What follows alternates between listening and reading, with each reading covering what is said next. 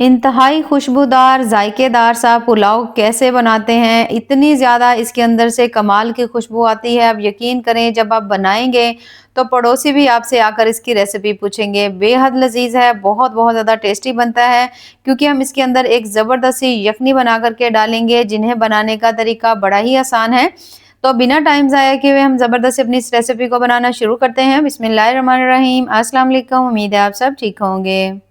तो इस इंतहाई मज़ेदार सी रेसिपी को बनाने के लिए सबसे पहले तो हमने ले लेनी है यहाँ पर कढ़ाई, और कढ़ाई के अंदर हमने डालना है पानी। अब पानी जो है, जिस तरह से मैं आज बना रही हूँ, तकरीबन 2 गिलास जो है ना, मैं यहाँ पे चावल का ले रही हूँ, तो उस हिसाब से मैंने इसके अंदर डाल दिया है 4 गिलास पानी। पानी शामिल करने के बाद अब आपने पानी को अच्छी तरह से बॉईल कर लेना है। जैसे ही पानी अच्छी तरह से बॉईल हो जाएगा तो हमने इसके अंदर शामिल करने हैं लहसुन के जवे। आप छिलका भी उतार सकते हैं, कट भी कर सकते हैं, लेकिन मैंने इसके अंदर ऐसे ही डाल दी क्योंकि फ्लेवर बहुत अच्छी तरह इसका भी आ जाएगा। उसके साथ ही हम इसके अंदर 2 अदद जो है ना तेज पत्ता शामिल करेंगे, और उसके साथ हम इसके अंदर शामिल करेंगे आधी प्याज। ठीक है, अगर बहुत ज़्यादा छोटी सी हो तो एक डाल लीजिए। इस तरह से करके हमने बारीक बारीक सी काट के मैंने इसके अंदर डाल दी है। इन सभी चीज़ों को डालने के बाद 2 अदद बादियान के फूल डालेंगे, जिससे बहुत प्यारी इसके अंदर से खुशबू आएगी। और उसके साथ ही हम इसके अंदर शामिल करेंगे 1 चम्मच जो है ना सौंफ का डालेंगे। आधा चम्मच हम इसमें डाल देंगे साबित जीरा, और उसके साथ हम 1 चम्मच इसमें धनिया डालेंगे। ठीक है, साबित धनिया।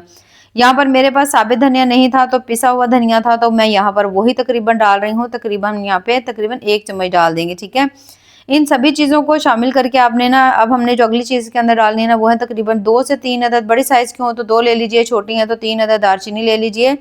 उसके साथ ही हम इसके अंदर शामिल करेंगे यहाँ पर तकरीबन 2 अदद मैंने सब्ज़ मिर्चें ली हैं। उसके अंदर आपने कट लगा लेना है। कट लगाने से ये होगा कि जितना भी मिर्चों का फ्लेवर है, जायका है, वो पानी के अंदर आ जाएगा।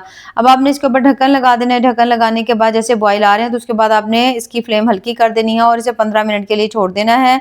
जब तक आप देखोगे कि हल्की फ्लेम के ऊपर जितनी भी हमने इसमें चीज़ें डाली थी उन सभी का फ्लेवर पानी में आ चुका है, और पानी का आप चेक कर सकते हो, रंग भी थोड़ा सा चेंज हो चुका है। यानी ये पानी बहुत ज़्यादा फ्लेवरफुल है, बहुत ज़्यादा जायकेदार है। ऐसा समझिए कि ज़बरदस्ती हमने एक यखनी तैयार कर ली है जो चावलों को इंतहा से ज़्यादा खुशबूदार जायकेदार बनाएगी। अब आपने पानी को छान लेना है। छानने के बाद अब ये बाकी चीज़ें जो है ना, ये हमारे काम नहीं है, इनको आप फेंक सकते हैं। अब यहाँ पर हमने ले लिया है कढ़ाई। कढ़ाई के अंदर हमने ऑयल शामिल किया, और उसके साथ ही मैंने इसके अंदर डाल दिए हैं प्याज।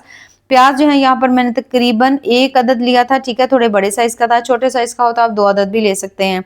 लेने के बाद अब हमने यहाँ पर प्याज को हल्का लाइट ब्राउन होने तक पका लेना है। जैसे देखो प्याज हल्का सॉफ्ट हो गया है, थोड़ा थोड़ा ब्राउन होने लग गया है।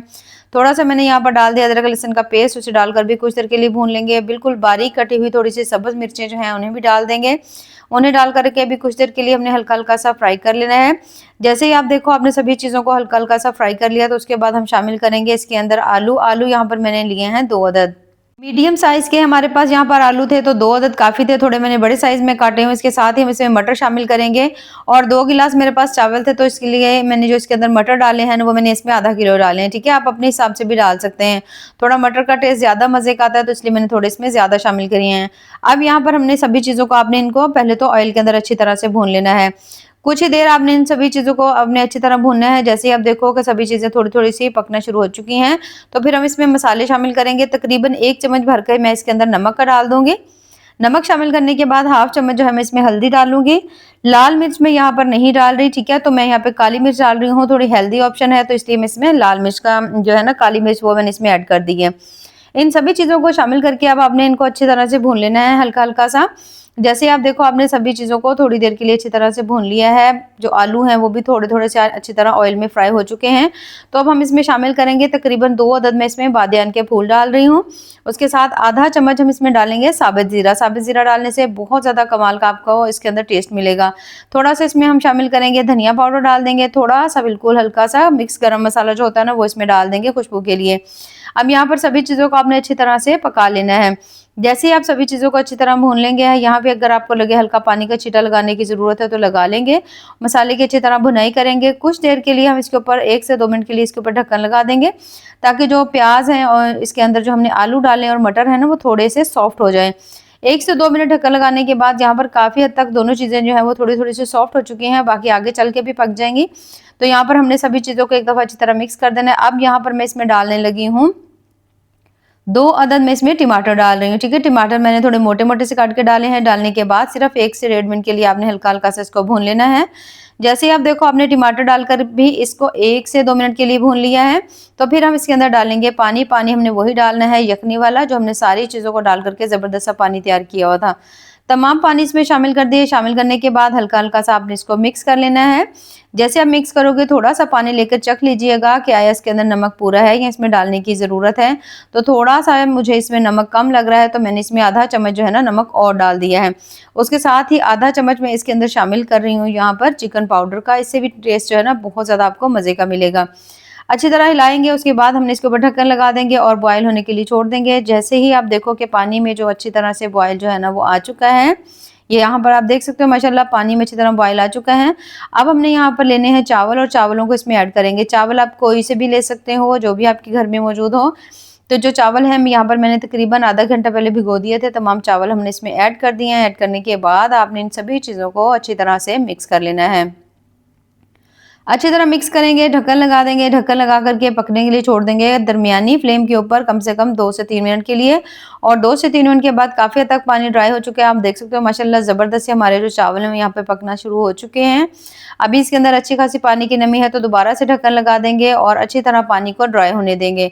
अब यहाँ पर आप देख सकते हो माशाल्लाह बहुत ज़्यादा मज़ेदार ज़बरदस्त से जो हमारे ना मटर और आलू के जो चावल हैं काफ़ी हद तक बन के तैयार हो चुके हैं। तो यहाँ पर सभी को अच्छी तरह हल्का-हल्का सा आपने मिक्स कर लेना है। उसके बाद 1.5 चम्मच या 2 चम्मच मैं इसके अंदर शामिल करूँगी देसी घी। बहुत प्यारी इसके अंदर से खुशबू आती है।